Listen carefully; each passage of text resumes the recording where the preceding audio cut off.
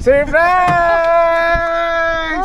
Happy 30th wedding anniversary, Mami, Papi. Oh, tara na, dito na. Baba ka na dyan! Baba ka na, bride for today. Surprise! Happy 30th wedding anniversary, Ay, kabongga yun! Ating groom! Ano pa? May fake news kaya Happy 30th wedding anniversary. O tara naman, nailo din gifts ko ito. Our help is in the name of the Lord who made heaven and earth. Lord, you said you are the way, the truth, and the life. No one goes to the Father except through you. He asked me, bless these rings of Robert and Raquel. May they symbolize your unending love for them. May you bind them in love all the days of their married life. All this we ask through Christ our Lord. Amen.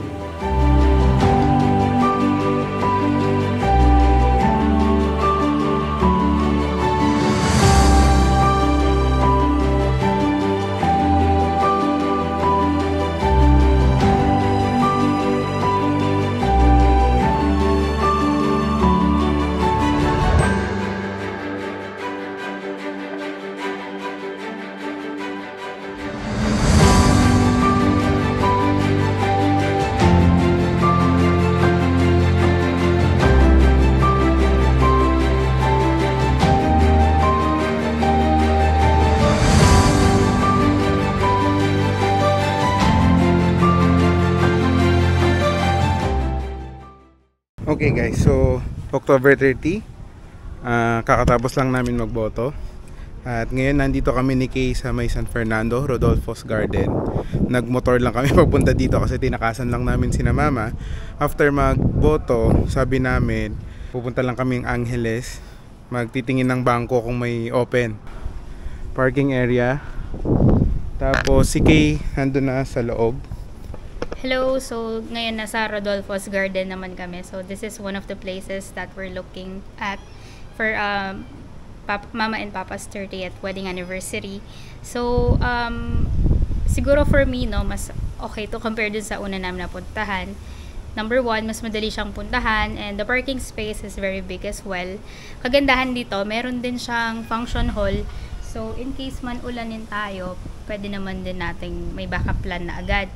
Pero yung target nga namin ni Kuya is parang mala garden wedding. So this area is good as well.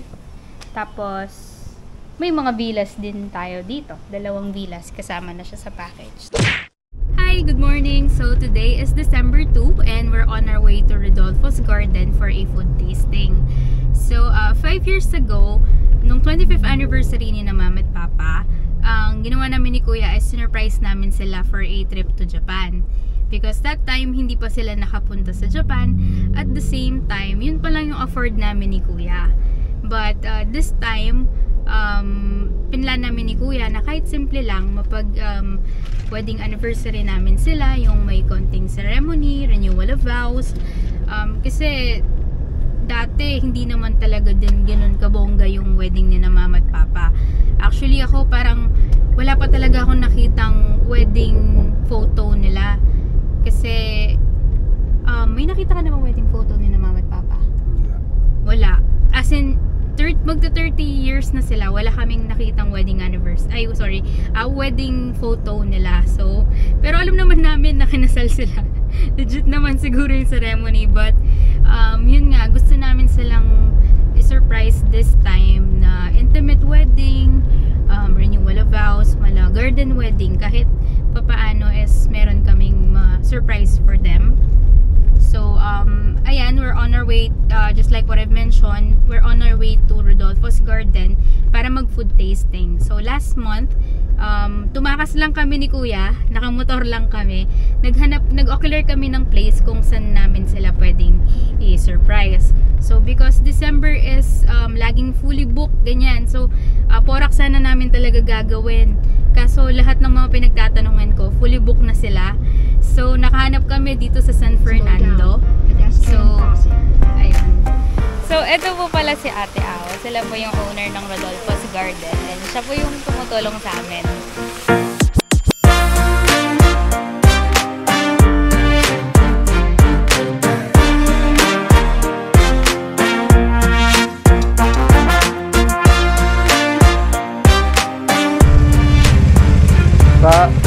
lock na po ng gate. Buka na.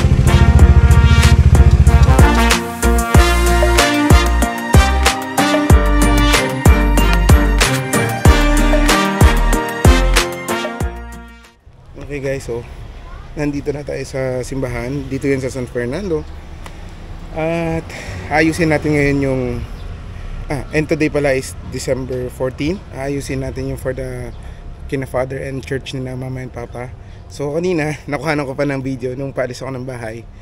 Di ko alam ano yung alibay ko kay papa na papaalam na alis. So nakita niyo naman kanina nagpaalam pa ako. Tapos sabi ko papakilak na lang yung gate. Okay, so bago ako malas recording na yung camera natin, nakuha naman yung footage na yun. Okay? Before before 4, kung gusto nilang maglakad, yung maglalakad sila for lang. Opo, to sa mga... Okay. So, ganito. Habang may oras, pwede yun. Tapos, kaupo ng mga parents, wait natin si father, mag-upisa na tayo. Okay. Pwede silang parang kasal ulit. Mag-entrance sila before 4. Okay guys, so yun, napag-usapan na namin paano mangyayari yung parang program natin dito. So, may konting ceremony and, nga pala, si Father Angel Gamboa ang mag-officiate ng renewal of vows ni na mama at papa. Yun po, maraming salamat, okay? And okay na dito, naayos na ng konti and maghanap ako ng bouquet niyan and yung wedding rings pala ni na mama and papa. Okay? So, yun, asikasuhin ko lang.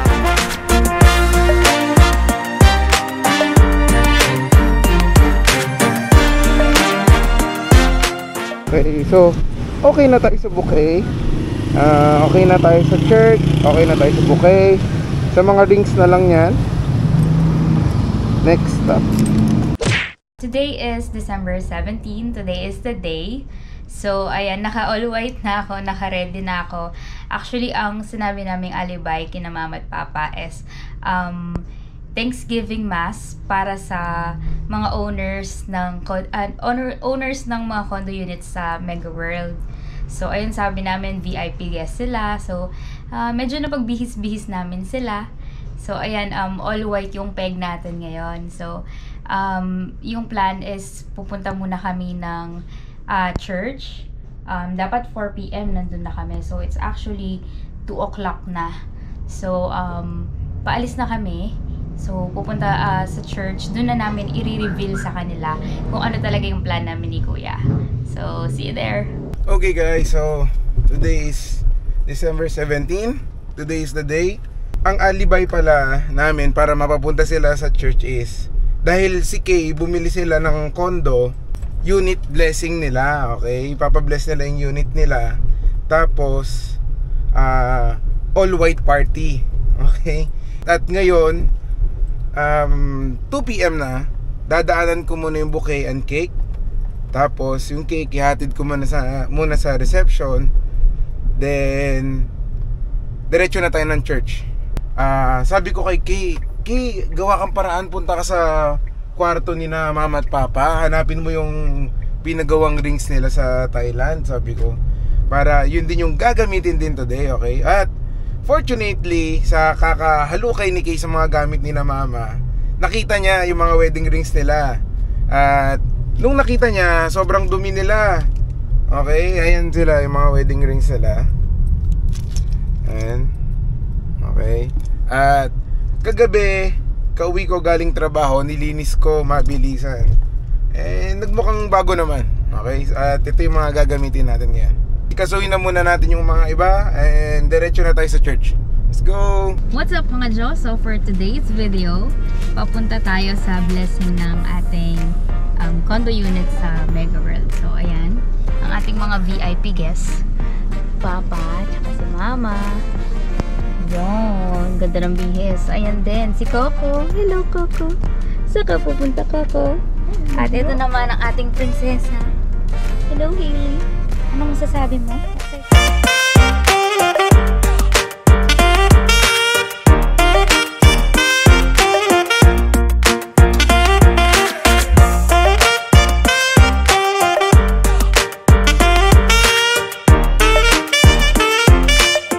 Okay guys, so nandito na tayo. 3:45. Uncle! Ito si Uncle Robin. Kakauwi lang niya from Macau. Opo. Oh, tara, long time, malapit na lang. Siklad. Punta na kay Kalkalab. Oh my God. Okay guys, so malapit na sina mama at papa. Nag-stop over lang daw sila. Sabi ni Kay, nag-stop lang sa may 7-Eleven. So sina Tito Dennis, Tita Joanne from Bataan. Then sina Auntie Maureen, yan, sina Shasha, Auntie Irene, sina Shane, Denden, yan. So, Time kami galing. sige po. Tita Mitch, nandito na din. Yan. Si Tita Jem. Hello. Thank you. Malapit na lang. Mga tutukin nila. Ba, syempre, mag-vlog ko. O, tutok kaya kayan. Si Kuya Arwin, Ate Nikki. Yan, thank you. Tuna lang.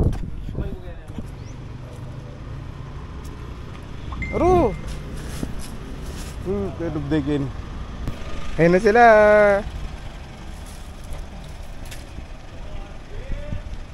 Nandito na sila, guys.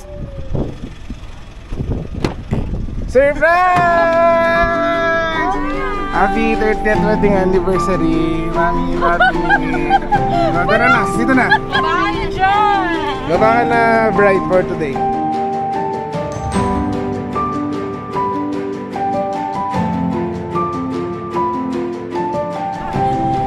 Surprise! Happy 30th wedding anniversary. Ay, kabongga yun! May pictures kaya ba? Happy 30th wedding anniversary. Magkaroon naman na yun. Adi pa mo!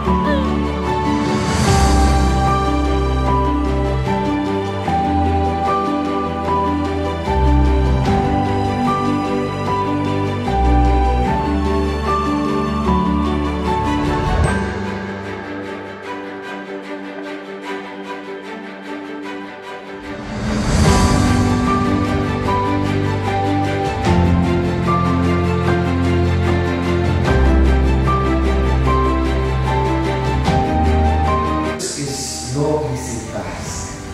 It has been ups and downs. Palagay ko nung unang kinasal kayo, no? Or nung wedding day niyo, you had a different perspective of what wedding, a wedding would be. You will not. And what binds you, my dear Robert and Raquel, is always love. Because it was the one that brought you together, may it be the one that will repay you unto the end. With these words, I wish you all the best and God's blessing.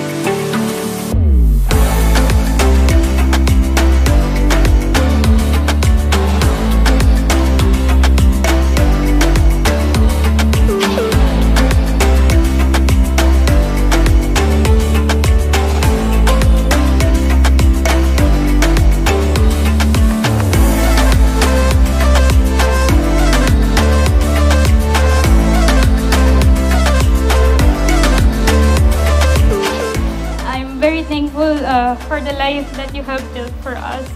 And even if I would have to go through all those struggles that we had, just as basta maging magulang ko lang po kayo ulit, I would choose it any day.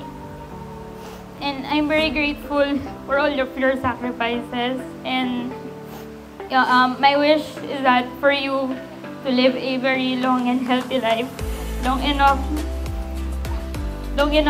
for you to see me and my brother succeed in life, so that we could give you at least twice as much as your sacrifices. Bert, Kel, congrats on your 30th. No?